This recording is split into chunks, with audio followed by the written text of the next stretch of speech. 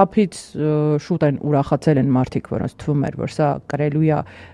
արդեն մշտական, հա, բնույթ,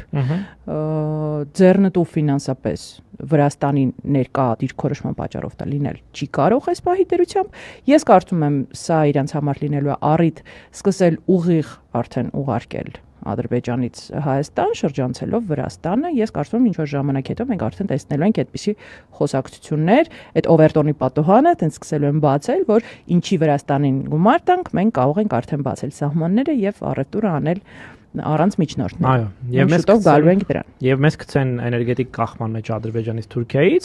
քիչ-քիչ ասեն դե ինչ կարիք կա օրինակ բերելու այլ երկրներից, մենք կգնենք ամբողջությամբ ադրբեջանական այս առումով եւս կախման մեջ, ու թուրքերը այն պահին, երբ որ պետք լինի ոնց որ Արցախում էին շրջափակման ժամանակ գազը փագում, ու մարդիկ սառում էին այդ նույն ձև փագելու են բոլորից գազն ու նավթը, ու ասեն այ հիմա հրաժարվում եք այսինչ բանից, հիմա տարեցեք այսինչ տարածքը, հիմա անելու եք այսինչ բաները, դրա դիմաց ձեզ գազ ու նավթ կտանք։ Այ դա է լինելու